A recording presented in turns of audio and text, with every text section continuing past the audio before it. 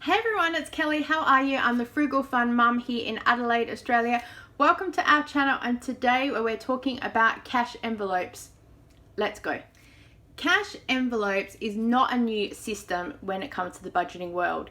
It is, however, gaining a lot of popularity on YouTube because it's very visually pleasing to watch. Here in Australia, we have a colourful money, and so people tell me they really love watching because they get to see all these beautiful colours. And I think it's just something to watch someone playing with cash.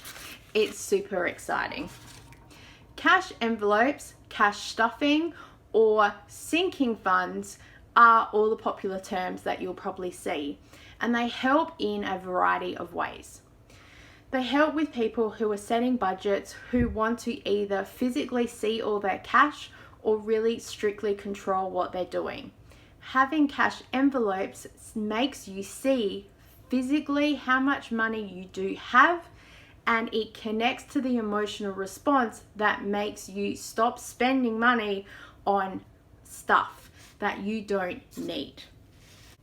So cash envelopes are a great way for you to physically see how much money that you have, and to be able to make sure that you have enough when you do your budget to pay for your bills and anything else you'd like to buy. When you have a bank account, you just see your full total there and usually go, I think I have enough to buy a new sweater or makeup, and you forget that you have bills. Some people do automatic transfers of their bill payments and things like that, but I found when we were first starting with our budgeting, it was easier for us to do cash envelopes because I physically then knew how much money I had. It took a lot of work to start with, and I'm going to show you exactly what I used to do, but I'm happy that I did it. I think you've always got to go through one or two things to work out what works for you, and you'll end up. Now we kind of do half and half, so we do half cash envelopes and half bank transfers, but again, I have a budget and I have it all allocated. So I'll go through some of the things with you now. So I'm about to show you guys a mock budget, and I've just listed a whole lot of stuff that I could think of that we used to really focus on back in the day, and changed a whole lot of the numbers. So it's not the exact budget that we used to have, and it's not what we have now. It's just an example to show you guys. So I'll go through it all with you now. So here I have listed every single bill and thing that we used to spend money on. So we've got gas, car registration, car, so any maintenance we needed, clothing, computer savings, council fees, entertainment, ESL, family, food, gifts, health, haircuts, home improvements, incidentals, internet, medical, petrol, phone, school fees, and SA water. We did used to pay electricity. I've just forgotten to add that in here, and I think there was one or two other things that we had that I just changed around for the purpose of it, and I will do a video later about budgets and sort of what we used to do and what we do now as well. So what I did is I worked out how much the bills were and then when they were due, and then divided that per fortnight, so 26 fortnights in a year, and then it worked out how much money that we had to put away in the envelopes. Now, we didn't have a lot of money way back when, so I used to be really down to the cent, and I did this just to give myself a little bit of an indication about where we were. Often when the bill came in, we were right on the line, so the amount of money in the envelope was the amount of the bill, so we were tracking quite well. Sometimes we'd have a little bit of change left over, and if we did, I would just put it in a jar and save it, so if we were short anywhere else, then this is where the extra would come from. When we started getting a little bit of more income, then this kind of got bumped up to sort of 38.40. So it's only 4 more cents, but it's how I covered. If I had extra that week, or we'd already paid a bill and we had a little bit extra and I took it from the jar, I might bump up a couple of the envelopes, but usually this would go 38.35. So yes, I'd lose 1 cent, and then I would just cross my fingers that by the time the bill came, we had enough in there or enough in the jar to be able to pay for everything. So as you can see, I was very detail orientated when I did my budgeting because that's just what I like to do. I'm the spender in the family, so I needed control over the finances, so I knew what was going on. And then I would take to the bank every fortnight a sheet that looked like this, and it had the denominations here, how much I needed, total it up, and yes, I'd always walk out with coins, and then I knew that exact amount would fit all into my envelopes that I have. Of course, now my envelopes are a lot smaller and all the amounts are rounded, so it's easier to deal with notes. So of course, what you're going to want to do is go through your budget and work out what are the things that you want to have in cash, because you might be at the shops and want to buy something quick, and maybe what's a bill. Some people like to have everything in cash envelopes, and some people like to have direct debits. For us now, we pay a lot of our bills with a credit card because we get rewards on it. But things like haircut and beauty, I have cash because I usually go places. It's cheaper if you pay cash. You don't have to pay FPOS fees, and it's just quicker and easier. So that's what I pay, and then it's done. These are the things also that are very incidental. So if I'm already collecting a lot of money in the envelope, I don't need to add anything more. I can just keep it in the bank and make a note of it that I've kept it there. So what kind of envelopes do you need to use? Of course, everybody on YouTube has really good looking envelopes, but if you seriously have no money left over, you're going to grab whatever you have close by.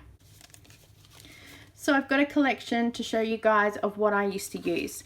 So the first thing was I used any old bill envelopes that I have. I've just cut off the address that was here, and of course I ripped it in half, so I've excused, but this was a full envelope, and I had it because you could see in the envelope that there was cash in there, and it held coins really well in the envelope as well. You can go to the bank and get these clear through, and they're really good because they zip lock, help save as well. You can use a plain envelope. You can use a beautiful decorated envelope. I found these at Big W, and they're great because they fit our notes really well. They're a Chinese money envelope. Or you can make your own, which is what a whole lot of people on YouTube are doing. You can also buy these from various people who have Etsy stores. I just made this myself because I'm trying to keep frugal and use the things that I have on hand at home. Another idea you can do is using a Filofax. This has just got all my scrapbooking paper in it, but it would give you enough room to be able to put all your money in there. Just make sure you do keep it stored upright, because it does tend to have coins run out if it falls over, so just be aware of that. It's also where it's a good idea to keep a track of the money that you're putting in, so as you're budgeting your amounts each week, you can put ticks across when you do things, then you know how much money should be in the envelope. So if you were to drop this or any envelopes, you're going to be covered. I used to have a box, and of course all my envelopes were in here, just plain white. But yes, as I said, it used to get pretty full with all my coins, so I would have a bit of a piece of paper to track in there of all the amounts, and then I knew what everything was. So as you work out what kind of envelopes you like, get yourself some sort of system. You could literally just throw them in a container in your drawer if you want. So either a Filofax, you could have a box, you could have a little purse. This is an old makeup purse. A whole lot of my envelopes fit in there. Or you can have what's popular at the moment and have a folder. I literally got this from an op shop for 50 cents. It was half off. And then in here, this is how I decided to make my folders, so they can all go in there. I have a pocket here too if I want to put any papers or any other information that's related, and then I can just keep it all here on my desk. Again, it doesn't matter what kind of envelope you have, but you might want to think about it depending on how you want to sort it. As I said, I have my folder, but for me, this is my purse, so I know that these are going to fit perfectly well inside my purse, and I can close it up and take it with me to go to the shops. For all of my other envelopes, I will keep here. I used to put them in my purse, but I have cash that I carry around as my personal cash. It's only $20. It's usually enough to get me out of a situation. And if I find something that I need and I know that the money's home in my cash envelope, then I can come home and refund myself from here.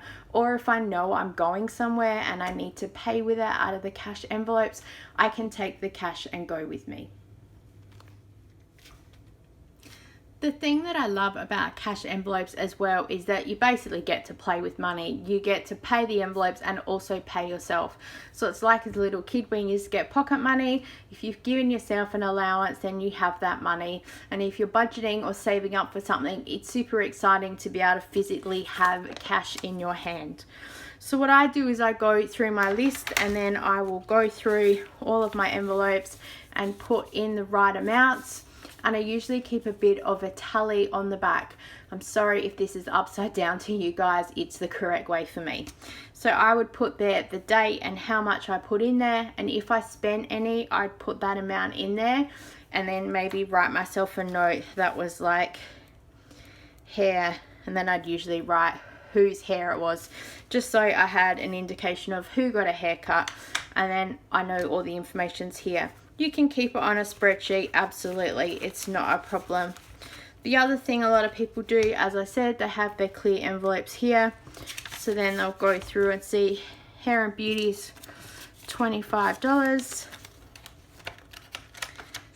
They'll pop that into the envelope and then continue to go through until they've done all that and spent all that cash. And it's a great way then, you know that you're covered for everything. So if a bill comes up or you need to spend something, you have all the money here ready to go. So thanks so much for joining with me today, guys. I hope that this has helped answer any questions that you've had. And also I just wanted to explain what we used to do and what we do now, because I love sharing with you guys.